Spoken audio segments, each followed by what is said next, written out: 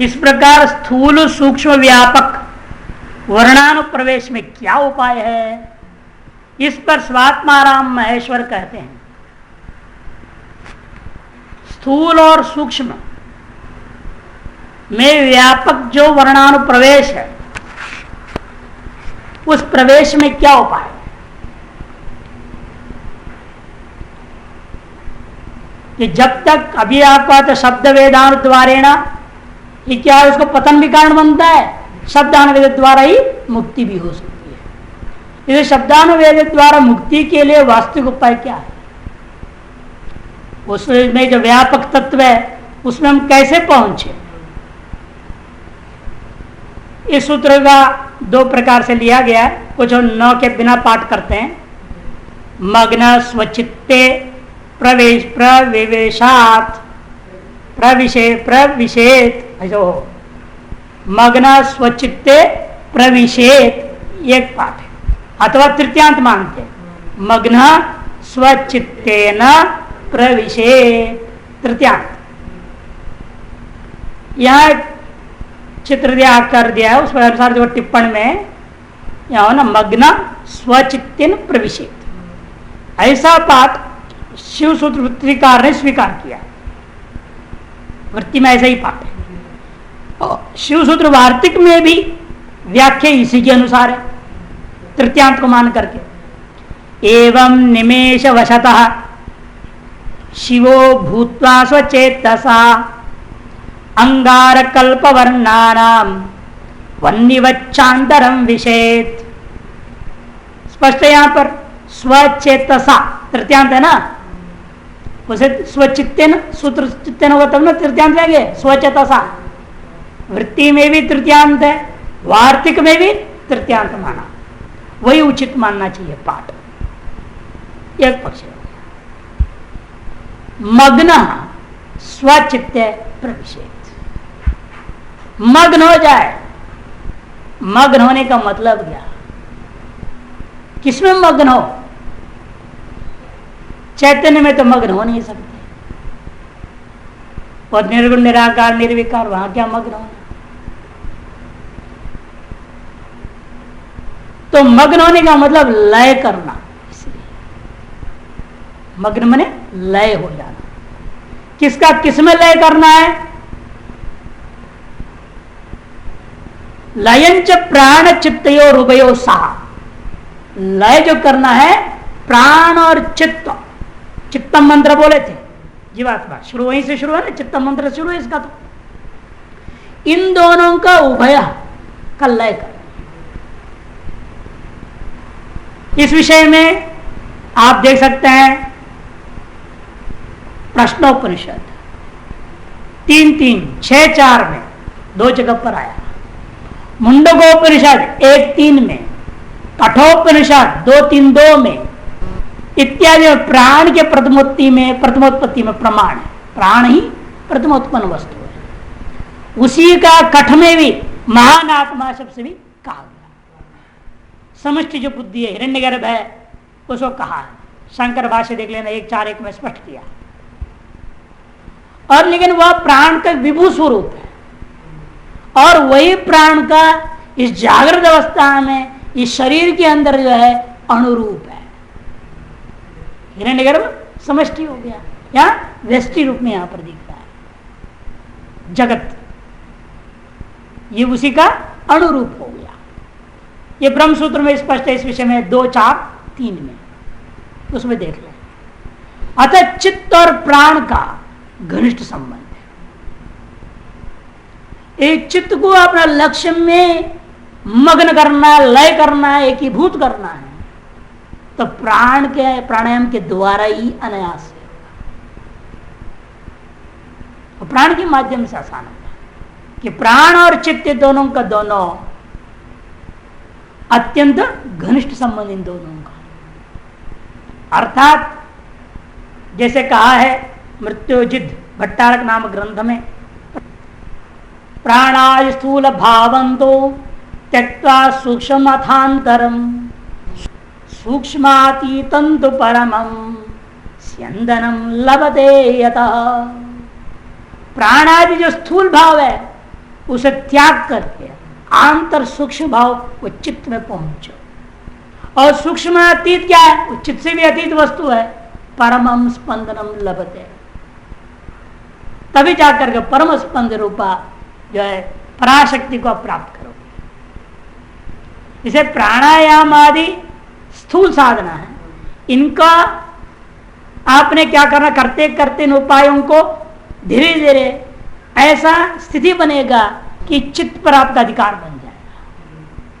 अब मन अपने मर्जी चल रहा है, चंचल में मन कृष्ण प्रमाथि बल दृढ़ वाले बात है, मन माने दौड़ रहा हो तो बेचारा वो वश में आ जाए, तब प्राणायाम को त्यागना है। प्राणायाम आदि स्थूलोपायन परित्यज्य स्वचित्तेन आत्मज्ञानेन, इसका अर्थ है सूत्र का प्रविषेध निविषेध इत्यर्थ। लय करो प्राण को चित्त में, चित्त को फिर आत्मा, जागृत को स्वप्न में, स्वप्न को सुषुप्ति में, सुषुप्ति को तुरीय में लय करना। एक कठोपनिषद में 2, 3, 10, 11 और कठोपनिषद के 1, 3, 13 में वर्णन आया हुआ है। ये सब उपनिषद सिद्धांत के आधार पर ही लय पूर्वक पहले स्थूलों को लय करोगे सूक्ष्म में, सूक्ष्म का लय करोगे चित्त में, चित्त का लय करोगे अपना तुरीय में आत्मा। इसी बात को समझाने के लिए सूत्रारंभ किया, मग्न करो, मग्न स्वचित्तेन प्रविशे, ये सूत्रारंभ। स्वस्वरूप जो चिद्रूप शिव है उसमें निमग्न होकर, आज्ञा ना, स्वस्वरूप चिद्रूपा शिव है उसी में निमग्न होकर तद्रूप से ही अग्निवत जो अंगार स्थानीय मंत्रादि वर्णों में चिद्रूप आविष्ट चित्त द्वारा प्रवेश करें। निमग्न होकर क्या करना, चैतन्य रूप से ही, चिद्रूप शिव रूप से ही अग्नि के तुल्य है और अंगार के तुल्य, अग्निवत अंगार स्थानीय, आप अग्नि तुल्य हो गए चैतन्य, और ये अंगारों के तुल्य हो गया मंत्र वर्ण पद, 3 रूप है ना, वर्ण मंत्र पद। तो इसलिए कहते कि देखो आप क्या करें, अंगार स्थानीय मंत्रादि रूप वर्णों में जैसा अग्नि अनुस्यूत है, अंगारों में क्या है अग्नि अनुस्यूत है जैसा, ठीक उसी प्रकार इन वर्ण रूपों में क्या करना, आप चित्त रूप से आविष्ट चित्त द्वारा आप इसमें प्रवेश करना है। चित्त रूप से आविष्ट चित्त द्वारा इन वर्ण पद मंत्र आदियों में आप प्रवेश करें, चैतन्य का व्याप्ति को अनुभव करें। हर एक शब्द चैतन्य से व्याप्त, चैतन्य के बिना कोई शब्द की, वर्ण की, पद की, मंत्र की अभिव्यक्ति ही नहीं हो सकती है। इसे जो कुछ भी अभिव्यक्ति हो रही है, हम व्यवहार कर रहे हैं, इन सकल अभिव्यक्तियों का पीछे वह चैतन्य है। अगर हम उसमें कहा कैसे पहुंचे, प्राणायाम के चित्त पर नियंत्रण करो और चित्त को उस चैतन्य के साथ अभेद प्रवेश कर दोगे तो अपने आप सकल अभिव्यक्तियों का अधिष्ठान में प्रवेश कर जाओ, कि सकल अभिव्यक्तियों में वही अनुस्यूत है, उसमें अपना प्रवेश हो गया आपका। ऐसा करने से अग्नि के प्रवेश से अंगार जैसे अग्नि हो जाता है, अग्नि के प्रवेश से अंगार क्या हो गया, अग्नि हो गया। ठीक उसी प्रकार मंत्र भी शिव का भैरव स्वरूप होकर सर्वशक्ति संपन्न हो जाते हैं। इसी प्रकार मंत्रादि भी शिव अर्थात भैरव स्वरूप धारण कर सर्वशक्ति संपन्न हो जाते हैं, क्योंकि जो अधिष्ठान जो चैतन्य में शक्ति है वो अभिव्यक्त उन वस्तुओं में भी आ जाएगा। लेकिन हम लोगों की दृष्टि वहां नहीं जाती है तो ऊपर ऊपर ही अपनी चीज पकड़ लिया, नीचे का छूट गया, अधिष्ठान छोड़ दिया। इसीलिए हमारे मंत्र जप में हम लोग जो मंत्र जप तप करते हैं इसका फल नहीं मिलता। गुरु पूर्णिमा के दिन एक विद्यार्थी बोला हमने तो कई बार अनुष्ठान किया, वर्ण समन्वय का का 5-6 साल हो गया, हर साल करता हूँ 48 दिन श्रावण से शुरू करके, लेकिन कुछ भी महसूस नहीं, कुछ लाभ ही नहीं दिख रहा। कारण के आप जो है 2-3 बातें बनती है इसमें। एक बात तो सबसे पहली बात यह है कि आपके अंतर में कितना बल है क्या मालूम। किसी को एक अनुष्ठान से लाभ मिला, किसी को 10 अनुष्ठान से लाभ नहीं मिल रहा है। कई बार अनुष्ठान करने पड़ जाते हैं। हमने दृष्टान दिया काशीगंज को 9 बार अनुष्ठान करना पड़ा चिंतामणि मंत्र। जनार्दन गिरी को 2 बार करना पड़ा था गायत्री मंत्र का 24-24 लाख प्रचरण किए थे। इस तरह से निर्भर होता है हर व्यक्ति का अलग अलग कर्म और वासनाएं हैं। किस संकल्प से कर रहे हो, क्या कामना कर रहे हो, उस पर भी निर्भर है। कई चीजें कारण बन सकती हैं। कितना मल है जिसकी शुद्धि की जरूरत है क्या पता। और सबसे बड़ी बात, आप मंत्र प्रयोग करते वक्त आपका ध्यान कहाँ है। मंत्र में ध्यान होना चाहिए, मंत्र का देवता में ध्यान होना चाहिए, मंत्र का चंद। इसलिए तो इतना सारा वर्णन किया, किसी न किसी में तो घुसा होगा। मंत्र का ऋषि होता है तो ऋषि का ध्यान कर लिया। मंत्र का देवता होता है, मंत्र का छंद होता है, मंत्र का विनियोग होता है, मंत्र का बीज होता है, मंत्र का शक्ति, मंत्र का कीलक, कितना वर्णन किया गया है। इसीलिए कि क्या ऋषि लोग चाहते इनके माध्यम से आप मंत्रमय हो जाए। लेकिन आप हम दुनिया के सामने में बैठ के मंदिर में अभिषेक कर रहे हैं और दुनिया देख रही है। हाँ, आप लगते हैं हमको भी, हाँ दुनिया हम मान रहा है कि हम धार्मिक के बड़े पूजा पाठ करने वाले सब हमको मानेंगे। दिमाग पूरा तो वहीं चला गया। कहाँ जप में गया, कहाँ आपकी भक्ति रही, कहाँ पूजा का फल मिलना है। लोगों के लिए दिखावटी हो गई। इसलिए भजन और भोजन दोनों एकांत इसलिए कहा। फालतू बातें वहां नहीं होनी चाहिए, दिमाग अन्यत्र नहीं जाना चाहिए। पूर्ण रूपेण वह एकाग्र होने का अवसर एक वातावरण बना लेना चाहता है। हम लोग कहते बाराबंकी में रहते थे, करते थे तो सब जज चढ़ा के चले जाते थे। जब देखे आप कोई नहीं है तब जाता। सबके पीछे भीड़ में जाने से क्या फायदा। सब चले जाए, खाली है तब अपना आराम से बैठो। अब समस्या होती है, अभी क्या होता है समस्या, कहीं भी जाते हैं कहते आचार्य जी हैं, समस्या हो गई। ये उपाधि समस्या खड़ी कर देती। वो क्या करें, पहले आप जाएंगे। अब हम क्या करें, पहले हम जाके पूजा करें, तब तक सब बाहर खड़े हैं हमारे इंतजार कर, बाहर आएंगे तब करेंगे। अब इस हड़बड़ कर झटपट भागना पड़ता है। आराम से कर ही नहीं सकते, भाव से कर ही नहीं सकते। मंत्र बोला मैंने बिल्कुल मशीन जैसे मंत्र बोलो, फटाफट बोलो, डालो और फटाफट, ताकि जैसा खड़े हैं 25 वहां पर बाहर है ना। मंदिरों में ओंकारेश्वर जाते हैं, सब परेशानी हो जाती है। हम ही फूल लाते हैं तो नहीं, आप नहीं लाएंगे, ला के रख देंगे सर। पानी भी रखा हुआ है, आप नहीं लाएंगे नर्मदा जी कमंडल को, सब रेडी है, मतलब लीजिए अपने डालिए, फूल चढ़ाइए, सब चढ़े चाहिए। वो यंत्रवत काम करना पड़ता है। और हम आप भाव वैसे बैठ कर आराम से करते हैं। फिर बाहर वाले सब तो यांत्रिक लोग हैं, उनका न भाव से मतलब न मंत्र से मतलब घटपट करना है, दिखाना है। हाँ हमने कर दिया, चढ़ा दिया, आज चल चढ़ गया, हो गया, हमने भी चढ़ा दिया। तो पहले समस्या नहीं थी, विद्यार्थी थे, कोई चिंता नहीं था, इसलिए ठीक है सब करके चले। बाद में आराम से 1 घंटा करो, कोई है न पुजारी सब निकल जाते ना, कोई नहीं रहता। फिर आप फ्री है, करते रहो।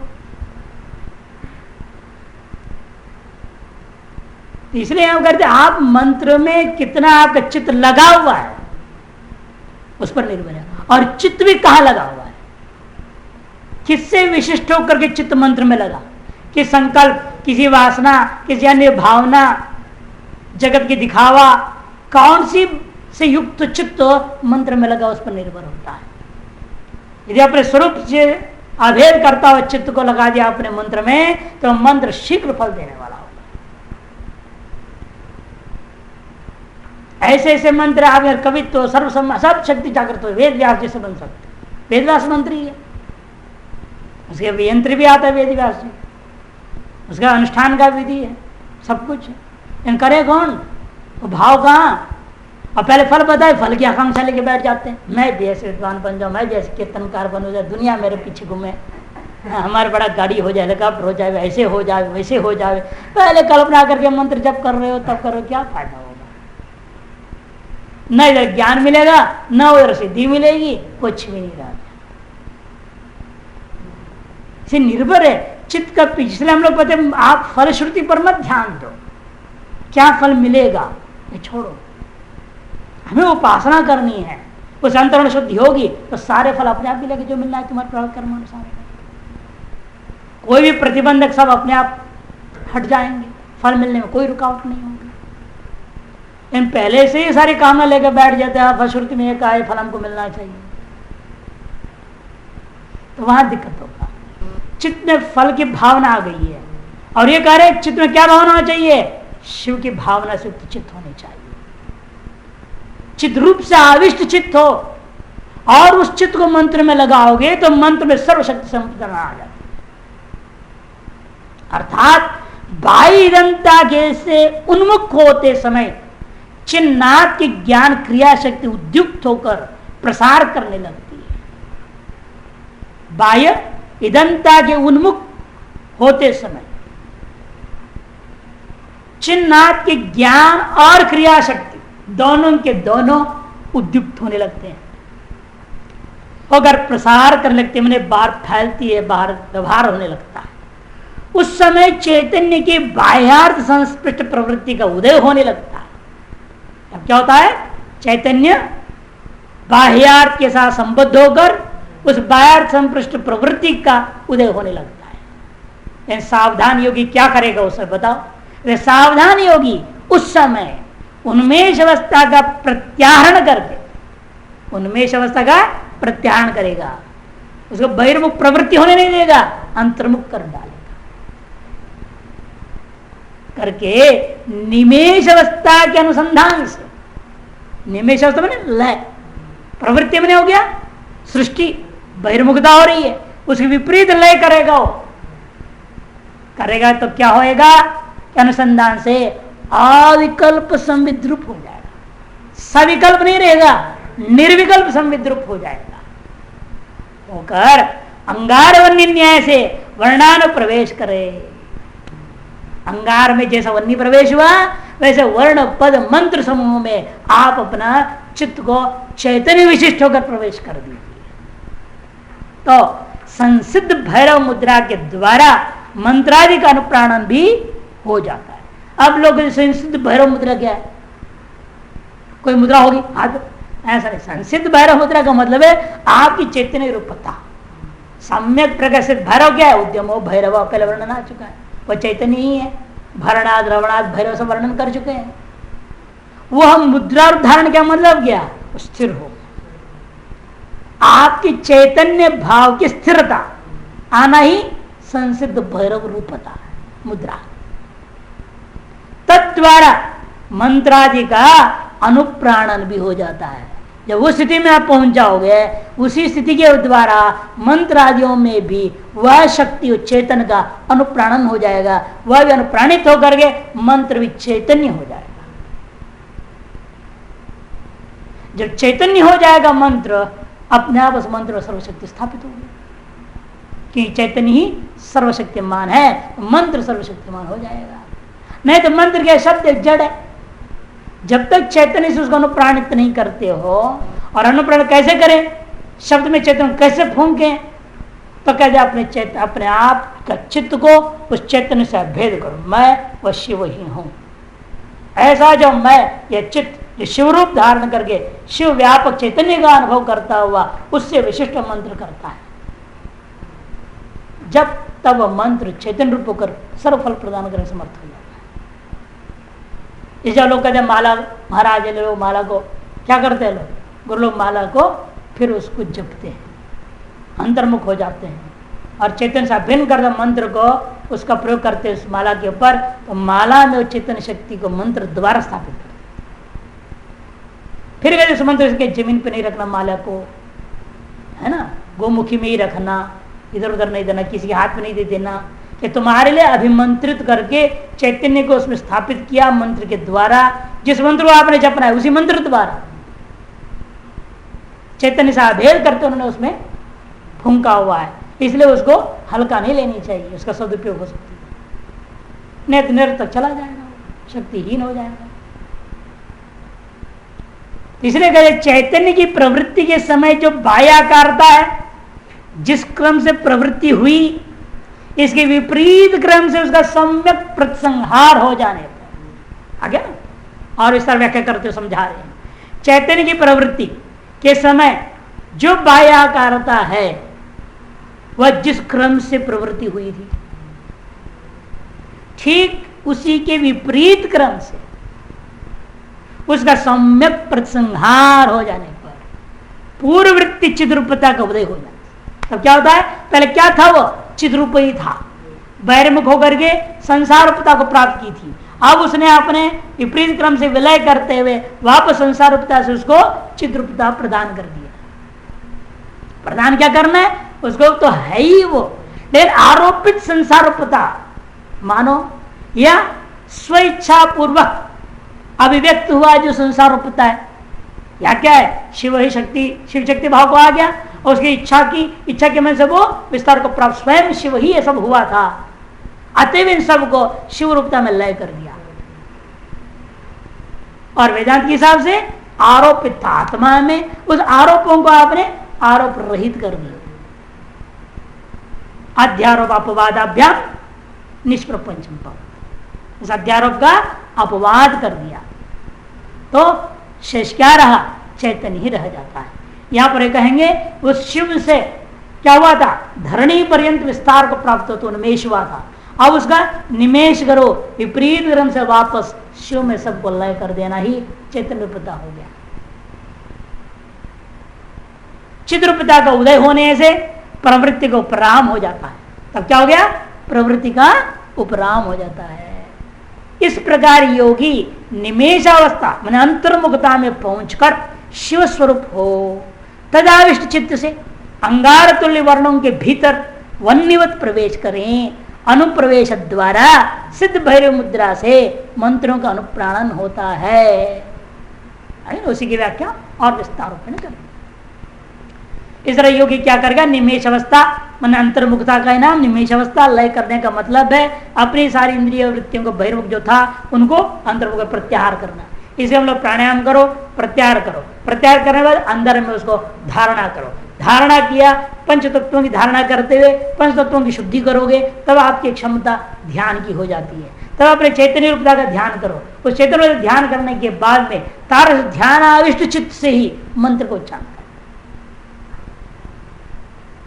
इसी के लिए हम लोग को क्या करना पड़ता है, न्यास करते हैं। न्यास क्या होता है, ये तो न्यास हर मंत्र का, हर पाठ का, हर स्तोत्र का न्यास होता है। और न्यास के माध्यम से क्या हम कर रहे हैं, उस देवता को, उस ग्रंथ को, उस मंत्र को, पाठ को हम अपने अंदर स्थापित करते हुए अंतर्मुख हो जाएंगे। सब इसे कंठस्थ होना जरूरी है। कंठस्थ रहेगा तो सब कुछ अंतर्मुख कर लिया, फिर अपना उसका पाठ मंत्र जाप करेगा, पाठ करेगा तो पूर्ण लाभ मिलेगा। ये इन्होंने बताया कि आप इस तरह से अंतर्मुख हो जाने पर पहुंचकर शिव रूपता का ध्यान करेगा, तो शिव रूपता से आविष्ट चित्त होगी। चित्त क्या है, अपने शिव रूपता का ध्यान कर रहा है, अर्थात शिव रूपता से आविष्ट हो गया चित्त। उसके द्वारा आप क्या करेंगे, अपने सिद्ध भैरव मुद्रा अर्थात सिद्ध आत्मस्वरूप अवस्था से मंत्रों का अनुप्राणन होता है। उसी से मंत्रों का अनुप्राणन किया जाता है। भाव यह है कि सब वर्णों में अनुस्यूत सच्चाई क्या है, वो बता रहे। देखो वास्तव में सारा जगत में चैतन्य स्वतः ही है। हम क्या उसके अंदर डालेंगे, हम शब्द में नहीं डाल रहे हैं, पहले से ही शब्द का अधिष्ठान रूप में चैतन्य वहां है ही। वहां डालना क्या है चैतन्य को, ऐसा कोई जगह है क्या जहाँ चैतन्य ना हो। न विद्मस तत्तम, क्या मैं सूत्र में कहते हैं, ऐसे कोई तत्व ही मैं संसार में नहीं देख रहा हूं जो आप शिव से रहित हो ना। तो हमारे कस्तूर श्लोक में अंतिम पाद में यही कहा उन्होंने, ऐसे कोई तत्व न विद्मः, ऐसे मैं जानता ही नहीं, हमें अनुभव में नहीं आ रहा है। यद तत्तम यदु यतम न भवसी, जिसमें तुम नहीं हो, न सभी में तुम व्याप्त हो। चैतन्य व्याप्ति के बिना कोई वस्तु ही नहीं हो सकती। जैसे पट की व्याप्ति के बिना कोई चित्र नहीं है, जैसे चैतन्य व्याप्ति के बिना जगत कोई वस्तु भी नहीं हो सकता। इसे कहते हैं सच्चाई यह है कि सब वर्णों में अनुसूच अधिष्ठान चिद रस के ही ये बाह्याभ्यंत स्थूल सूक्ष्म व्यापी भाव है। बस उसी में आप बाह्य भाव में स्थित हो रहे हैं या आभ्यंतर भाव में स्थित हो रहे हैं, इस पर निर्भर है। आप अपने चित्त को स्थूल शब्द रूप में टिका रखे हैं। लोगों को क्या है, मंत्र के भाव में टिका हुआ आदमी। ऐसे बहुत सारे संतों को देखा हमने, स्वामी जी भी बताते थे, उनकी भी अनुभव थी, हमने भी देखी ऐसे कई प्रकार के संतों को जिन्होंने शास्त्रों को पढ़ा ही, फिर भी अच्छी स्थिति है, स्थिति बहुत अच्छी, ब्रह्म चिंतन में है। और जब भी बात होती है तो ऐसे ज्ञान की बातें करते हैं जो लगता है सारा वेद साहब उपनिषद पढ़ रखा है, वो कहते हमने किसे पढ़ा ही, कि अनेक जन्म के संस्कार की वजह से वो स्थिति में पहुंच रहे हैं। वो जान रहे हर चीज का दृष्टांत चैतन्य, चैतन्य का दूसरा है ही नहीं। यहाँ चैतन्य का चमत्कार है, सब दिख रहा है। ऐसे जैसे बिजली का चमत्कार सारी चीज दिख रहा है। पंखे में क्या है, बिजली, ट्यूबलाइट में क्या है, बिजली, मोटर में क्या है, बिजली, तो दौड़ा रहे। और कौन दौड़ा रहे हैं? बिजली को छोड़ दो तो कुछ नहीं, सब ठप बेकार हो जाएंगे। अनेक रूप से बिजली का चमत्कार आप देख रहे हैं। उसी प्रकार के चैतन्य का ही चमत्कार है सारा विषय, बस हमारी दृष्टि उसमें जाता है या नहीं। हमारी दृष्टि को उसमें ले जाने के लिए इतनी सारी प्रक्रिया बता रहे हैं। तुम प्रत्याहार करो, प्राणायाम करो, प्रत्याहार करो, धारणा करो, ताकि हमारी बुद्धि वहां तक पहुंच जाए। क्योंकि इनका स्वभाव है इंद्रियों का स्थूल में टिक जाते हैं। बहुत से कभी थोड़े सूक्ष्म में चले गए तो चले गए, लेकिन उसके वास्तविक अधिष्ठान रूप में तो जाते ही नहीं।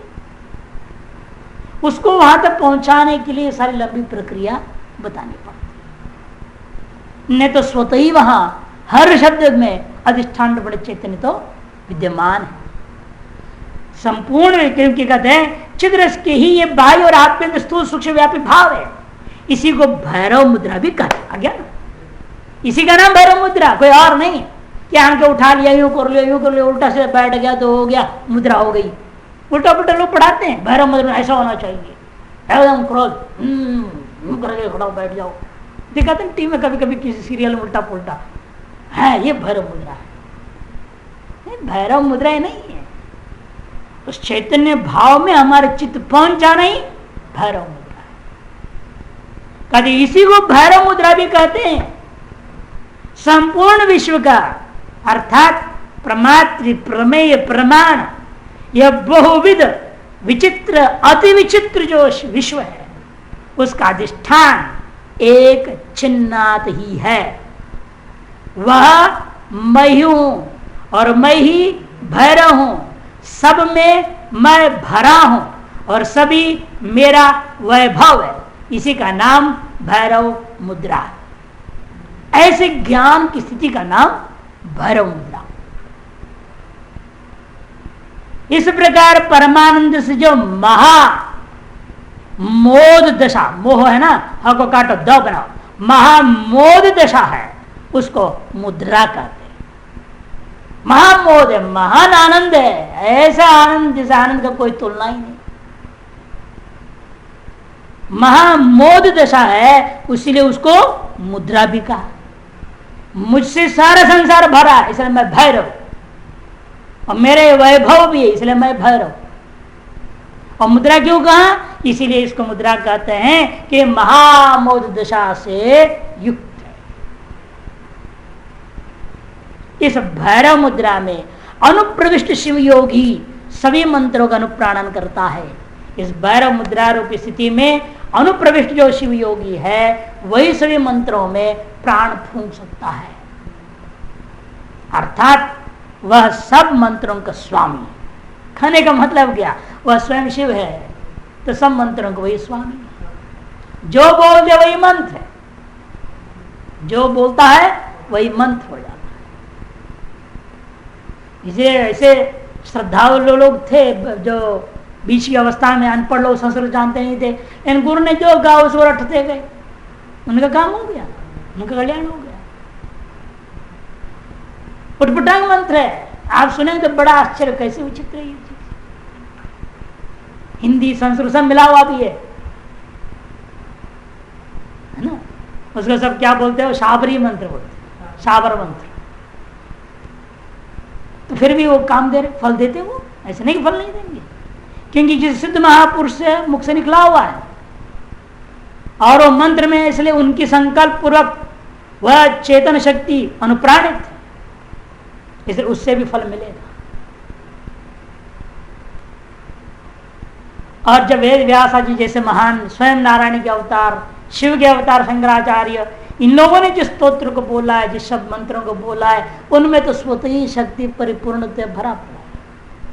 बस भाव से आप उसको गावें, उस मंत्र का प्रयोग करें, बस आप भी थोड़ा भावापन्न हो जाए, संकल्प त्याग दे, कामनाओं को त्याग दे, तो अनायास जी इष्टफल सिद्धि हो सकती, लक्ष्य की प्राप्ति हो सकती।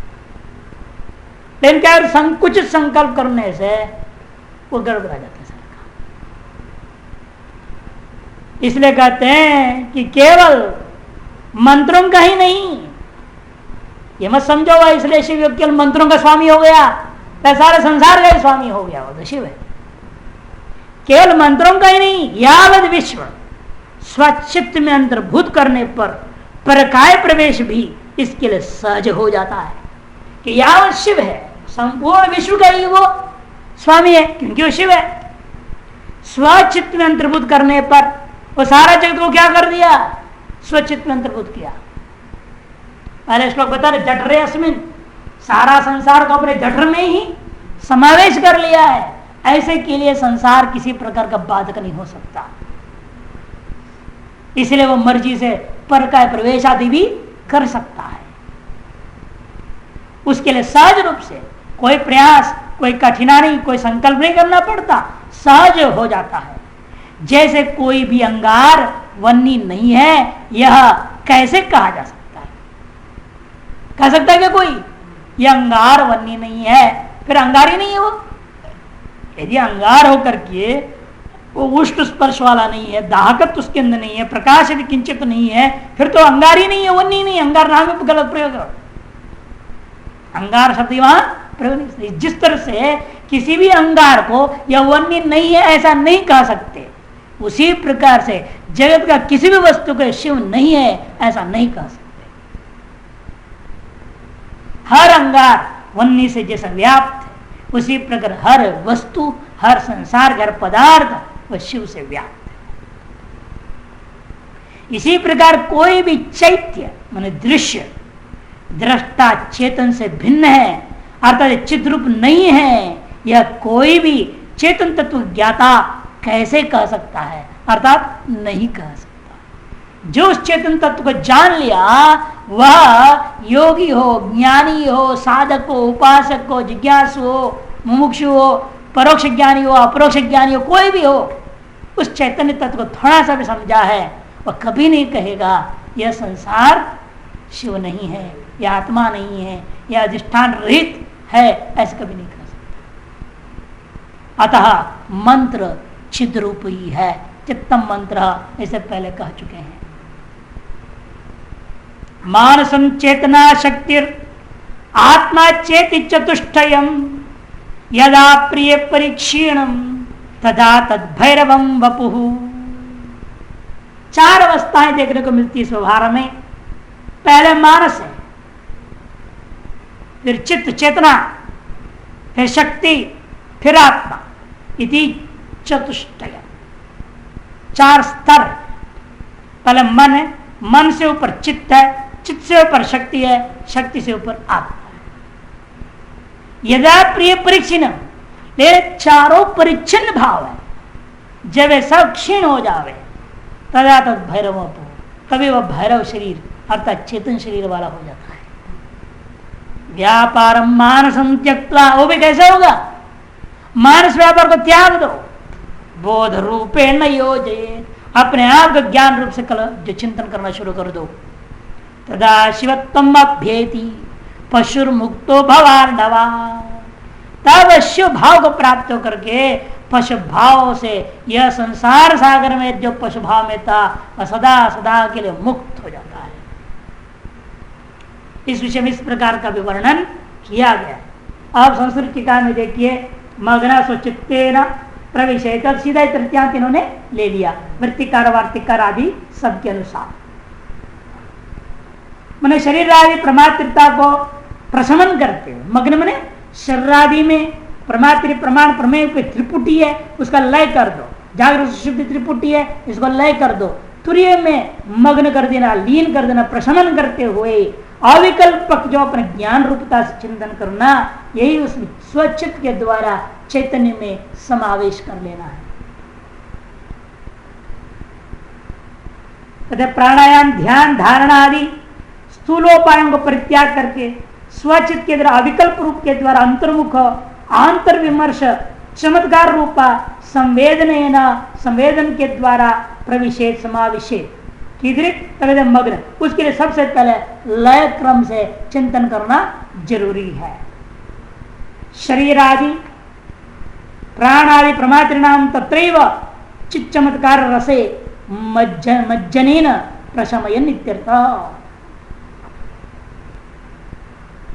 देहाय विचे विहाय सकला क्रिया जननी मानसी सर्वतो विमुक्त कर्ण विक्रियानुसृति पारतंत्योज्वलम शितैस्तद अनुभावतः सपदि वेद्यते सा परा दशानृभिर अतंद्रिता सम सुखामृतस्यंजिनी। विहाय सकल क्रिया, हे जननी, देवी को बोल रहे शिव जी, सकल क्रियाओं को त्याग दो। मानसी ही क्रिया सर्वतः सकला क्रिया है, सब ओर से सब क्रियाओं को त्याग दो। विमुक्त कर्ण क्रिया अनुश्रुति, जब कर्ण के मार्ग से आप विमुक्त हो गए, कर्णजन्य क्रियाओं के मार्ग से मुक्त हो गए, तब पारतंत्र ज्वलम, पारतंत्र जो था वह नष्ट होकर उसका असली प्रकाश सामने आ जाएगा। अनुभावत, आपके अनुभव से, मैंने आपकी शक्ति की कृपा से, सपदि वेद्यते सा परा, वह जो शक्ति, जो पराशक्ति है, वह चतुर्थ पद जो सपद है, त्रिपद होता है, चतुर्थ है तुर्य पद, उसको प्राप्त करे। ऐसी दशा में यह मनुष्यों के द्वारा अतंत्रित, जिसे आलस से प्रमाद से रहित मनुष्यों के द्वारा अतंत्रिता सम सुखामृत स्यंदिनी, जो सम सर्वत्र समता पूर्वक सुख मात्र का ही, सुख रूपी अमृत को बहाने वाली एक विलक्षण अनुभूति आपको होने लगती है। ये सब कैसे होगा?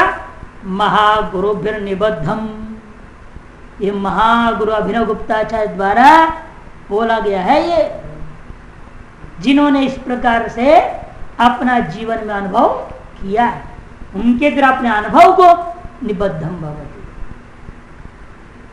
वसुगुप्त पाद निरूपित नयन, महागुरु कौन है? अभिनव गुप्ताचार्य का भी जो गुरु थे, वसुगुप्त आदि के द्वारा भी जो निरूपित है, उस प्रथम स्वांतेवासीन आत्मान समरसीकृत्य, अपने पहला जो शिष्य है उसके साथ अपने आत्मा का समर्पण करते हुए समानांतम उत्तीर्ण मन पर्यंत से उत्तीर्ण करके कृतोत्तीर्ण कृत्वा संवेदात्म स्थिति बुद्धवा, संवेदात्मा में स्थिति को बांध करके संविद बोधात्मताना अविकल्प ज्ञान स्पर्शेण नैव, अपनी संविद मैंने ज्ञान रूपता के माध्यम से अविकल्प ज्ञान, वो भी कैसा ज्ञान? सविकल्प ज्ञान नहीं, निर्विकल्प ज्ञान के स्पर्श द्वारा उन्मना शक्ति अनुप्रवेश, उन्मना शक्ति, अनुमन पहले कहा था पदम, उन्मना शक्ति में अनुप्रवेश करके प्रमुखम अनुत्तर परम शिव स्वरूप नियोजित, जो अनुत्तर है परम शिव स्वरूप है, जिसको ब्रह्म आत्मा चैतन्य शब्दों से कहा गया, उसमें अपने आप का अभेद रूपता का अनुभव करें, इसी का नाम प्रवेश करना। इस प्रकार से इन लोगों ने इसका वर्णन किया है। तत्संवेदन रूपेण तादात्म्य प्रतिपत्तितः, तत्संवेदन रूपेण तादात्म्य प्रतिपत्तितः, उस ज्ञान का ही अनुभूति द्वारा उसके साथ तादात्म्य की प्राप्ति होना, यही मुख्य लक्ष्य हर साथ, चाहे मंदाधिकारी, मध्यमाधिकारी, उत्तमाधिकारी, कोई भी अधिकारी हो, लक्ष्य यही होता है। बारंबार लक्ष्य का बार बार याद दिलाते अधिकारी भेद से भी जान करके, ताकि व्यक्ति बीच में अन्य चक्कर न फंसे। संप्रति जागराज दशासु तुर्यामृत रस आसेचन उपाय प्रदर्शित। अब जागराज दशाओं में भी, इस दशा में रहते हुए आप तुरी जो अमृत है उस रस का आप अनुभव कर सकते हैं। यह प्रक्रिया बताया जा रहा है। मग्न स्वचित्तेन, आप हर वस्तु के अधिष्ठान में चला जाए, क्या होगा? जागृत काल में रहते हुए भी। बार बार कहता हूं ना भाई, टीवी चलते वक्त, टीवी स्क्रीन में पहुंचने के जैसे यहाँ पर भी जागृत काल में जगत को अनुभव करते वक्त भी हम अपने चैतन्य रूप का अनुभव साथ साथ कर सकते हैं। इसी बात के लिए सूत्र आया, मग्न स्वचित्तेन प्रविशय रेचक पूरक कुंभकात्मक प्राणायाम आदिकम विकल्प रूपम स्थूलोपायम। पूर्व में क्या थे? सब स्थूल उपाय किया आपने, कब तक करोगे? जिंदगी भर नहीं करने का, एक अपने चित्त वश में लाने तक करना। उसके से छोड़ दो, छोड़ कर परित्यज्य योग निष्ठ पुरुषा, योग निष्ठ पुरुष अपने चित्त को वश में कर लिया है तो स्वचित्त के द्वारा क्या कर रहा है? अविकल्प रूप अंतर्मुख परामर्श चमत्कार चिदानंद घन स्वात्म रसीना, निर्विकल्प अंतर्मुख अवस्था में उस ज्ञान की चमत्कार को ही आनंद घन रस रूप में अनुभव करता हुआ सर्व संविदा हर एक ज्ञान के माध्यम से, घटक ज्ञान के माध्यम से भी घट का अधिष्ठान में, पटक ज्ञान के माध्यम से पट का अधिष्ठान में, हर एक ज्ञान मैं हूं, इस ज्ञान के द्वारा मेरे इस कल्पित उपाधि का अधिष्ठान के माध्यम से, मैं करके अहंकार देख रहा है, अहंकार के अधिष्ठान के माध्यम से, हर विषय जो भी अनुभव हो रहा है, जो भी वृत्ति ज्ञान है, इन वृत्ति ज्ञानों के द्वारा भी, इन वृत्ति भी है जिस अधिष्ठान में, उस बार अधिष्ठान को ज्ञान में पहुंचना, तभी वास्तविक अमृत रस का अनुभूति हो सकती है। आनंद अनुभूति वही वास्तविक मुक्ति है। ये इन्होंने वर्णन किया।